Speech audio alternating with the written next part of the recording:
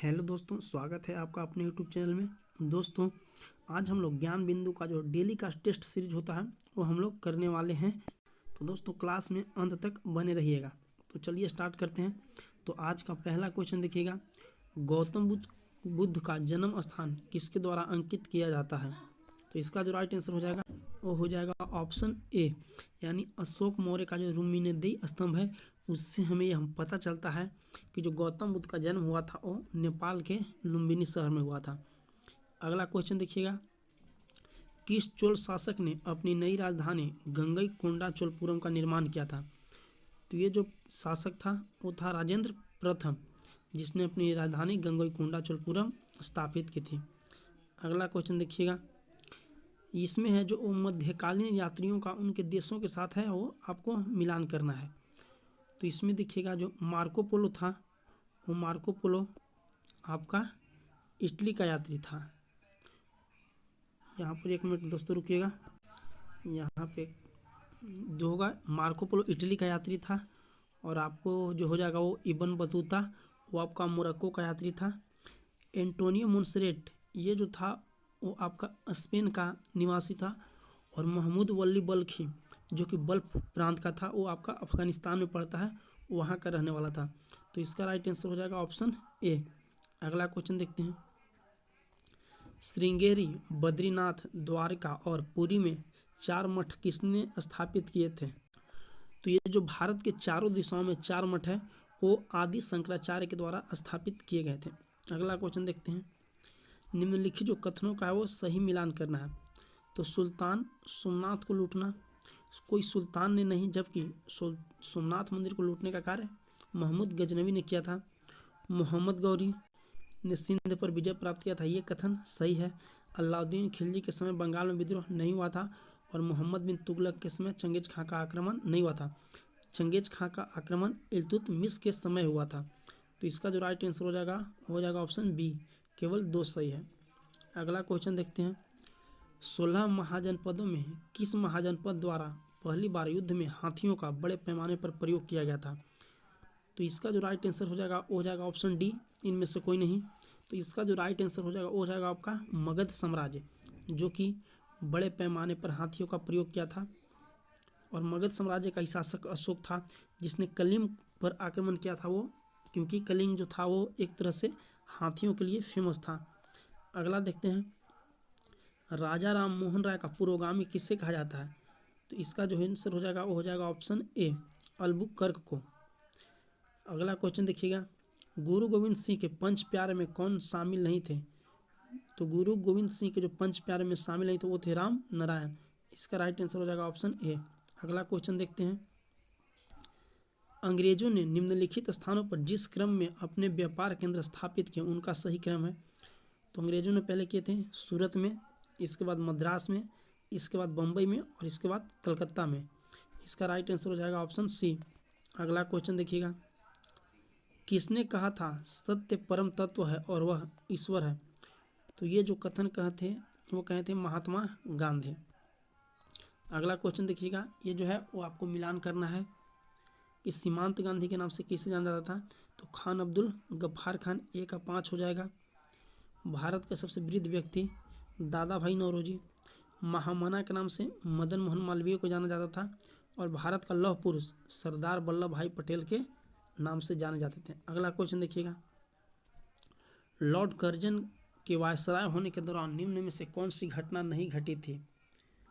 तो इसका जो राइट आंसर हो जाएगा ऑप्शन डी, भारतीय राष्ट्रीय कांग्रेस का गठन लॉर्ड कर्जन के समय नहीं हुआ था बल्कि लॉर्ड डफरिन के समय हुआ था। अगला क्वेश्चन देखते हैं, वर्नाक्यूलर प्रेस एक्ट को किसने आकाश से वज्रपात कहा था? तो वर्नाक्यूलर प्रेस एक्ट जो है 1878 ईस्वी में लॉर्ड लिटन के द्वारा लाया गया था और आकाश से वज्रपात इसको जो कहे थे वो सुरेंद्रनाथ बनर्जी कहे थे। अगला क्वेश्चन देखते हैं, निम्नलिखित में से कौन डलहौजी की सबसे भयंकर राजनीतिक भूल सिद्ध हुई?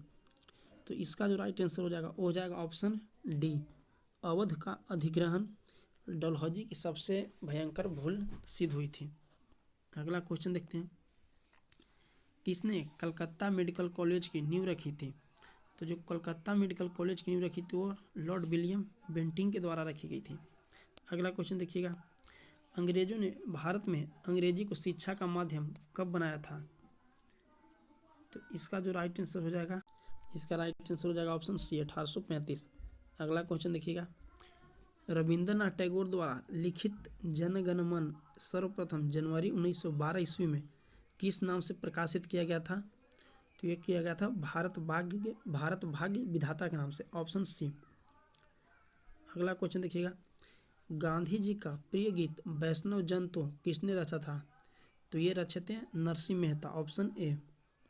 अगला क्वेश्चन देखिएगा, निम्नलिखित में से किसने गांधी जी द्वारा चलाया जा रहे चंपारण सत्याग्रह का विद्रोह किया था? तो जो इसका विद्रोह करने वाले थे वो थे एनजी रंगा, ऑप्शन बी, जो कि दक्षिण भारत का एक किसान नेता था। अगला क्वेश्चन देखिएगा, गांधी जी ने परिवार नियोजन हेतु क्या तरीका बताया? तो इसका राइट आंसर हो जाएगा ऑप्शन ए, आत्मनियंत्रण। अगला क्वेश्चन देखिएगा, जालियांवाला बाग हत्याकांड को किसने जानबूझकर की गई हत्या कहा है? तो इसका जो राइट आंसर हो जाएगा वो हो जाएगा ऑप्शन डी, CF एंड्रयूज। अगला क्वेश्चन देखते हैं, निम्न में से किस देश को संसद के दोनों सदनों का संयुक्त बैठक की प्रक्रिया लिया गया था? तो हो जाएगा ऑप्शन सी, ऑस्ट्रेलिया। अगला क्वेश्चन देखते हैं, भारत के संविधान में कौन सा अनुच्छेद अल्पसंख्यक वर्गों को शैक्षणिक संस्थान स्थापित करने और संचालित करने का अधिकार उपलब्ध करवाता है? तो इसका आंसर हो जाएगा ऑप्शन डी, अनुच्छेद 30। अगला क्वेश्चन देखिएगा, सामाजिक समानता से क्या अभिप्राय है? तो सामाजिक समानता से जो अभिप्राय है, ऐसी स्थिति जिसमें जाति, मूल और धर्म के कारण कोई भी व्यक्ति अन्य व्यक्तियों के सापेक्ष हीनता से पीड़ित न हो। इसका राइट आंसर हो जाएगा ऑप्शन सी। अगला क्वेश्चन देखते हैं, निम्नलिखित में से कौन सा एक मूल्य कर्तव्य नहीं है? तो इसका जो राइट आंसर हो जाएगा ऑप्शन डी, अनिवार्य सैन्य सेवा प्रदान करना मूल कर्तव्य नहीं है। अगला क्वेश्चन देखिएगा, राज्यसभा कैसे भंग होती है? इसका राइट आंसर हो जाएगा ऑप्शन डी, उपयुक्त में से कोई नहीं, क्योंकि राज्यसभा कभी भी भंग नहीं होती है। अगला क्वेश्चन देखिएगा, भारत के संविधान में निम्नलिखित में से क्या कथित है? पहला देखिएगा, राष्ट्रपति संसद के किसी भी सदन का सदस्य नहीं होते हैं, ये सही दिया हुआ है। संसद राष्ट्रपति और दो सदनों से मिलकर बनेगी, ये भी सही है। यानी कि में जो सही उत्तर हो जाएगा ए और बी दोनों, बी ऑप्शन इसका सही राइट आंसर हो जाएगा। अगला क्वेश्चन देखते हैं, निम्नलिखित में कौन राज्यपाल को पद की शपथ ग्रहण करवाता है? इसका राइट आंसर हो जाएगा ऑप्शन सी, उच्च न्यायालय के मुख्य न्यायाधीश। अगला क्वेश्चन देखिए, बोहरा समिति का संबंध किससे है? तो जो बोहरा समिति का गठन हुआ था वो राजनेताओं और अपराधियों की साठगांठ को पता लगाने के लिए किया गया था। अगला क्वेश्चन देखिएगा, निम्नलिखित में से कौन कौन से विषय हैं जिन पर कम से कम आधे राज्यों के विधानमंडल के अनुसमर्थन से ही संवैधानिक संशोधन संभव है? इसका राइट आंसर हो जाएगा ऑप्शन ए, 1, 2 और 3, यानी कि राष्ट्रपति का निर्वाचन और संसद में राज्यों का प्रतिनिधित्व और 7वीं अनुसूची में कोई भी सूची। अगला क्वेश्चन देखते हैं, निम्नलिखित में से कौन सा भारत के राष्ट्रपति के निर्वाचक गण का तो भाग है किंतु महाभियोग अधिकरण का भाग नहीं है? इसका राइट आंसर हो जाएगा ऑप्शन डी, राज्य की विधानसभा। अगला क्वेश्चन देखिएगा, यदि भारत के राष्ट्रपति पद का रिक्त हो जाए और उपराष्ट्रपति न हो तभी निम्न में से कौन कार्यवाहक राष्ट्रपति होगा? इसका राइट आंसर हो जाएगा ऑप्शन डी, सर्वोच्च न्यायालय का मुख्य न्यायाधीश। और अभी तक भारत के इतिहास में ऐसा एक बार हुआ है जो कि मोहम्मद हिदायतुल्लाह रहे थे। अगला क्वेश्चन देखिएगा, संघ लोक सेवा आयोग के किसी सदस्य को हटाया जा सकता है? ऑप्शन ए, राष्ट्रपति द्वारा, बाकी किसी के द्वारा इनको हटाया नहीं जा सकता है। अगला क्वेश्चन, भारत के प्रधानमंत्री की नियुक्ति के समय, अब इसमें देखिएगा, पहला ऑप्शन, जरूरी नहीं है कि वह संसद के दोनों सदनों में से एक का अवश्य रूप से सदस्य हो, परंतु उसे 6 माह के अंदर आवश्यक रूप से दोनों में से एक सदन का सदस्य हो जाना चाहिए। यही इसका राइट आंसर हो जाएगा। अगला क्वेश्चन देखिएगा, वर्ष 1977 में किसकी अध्यक्षता के अंतर्गत पंचायत राज की जांच करने के लिए एक सरकारी समिति की नियुक्ति की गई थी? इसका राइट आंसर हो जाएगा ऑप्शन ए, अशोक मेहता समिति।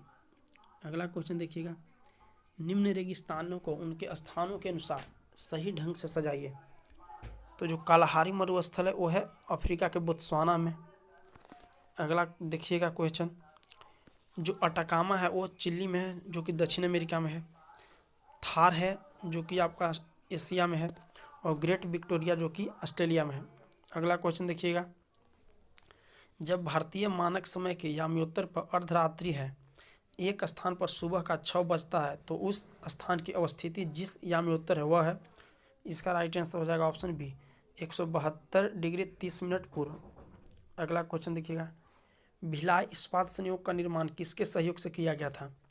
तो भिलाई इस्पात संयंत्र का निर्माण सोवियत संघ की सहायता से किया गया था और दुर्गापुर का निर्माण यूनाइटेड किंगडम की सहायता से किया गया था।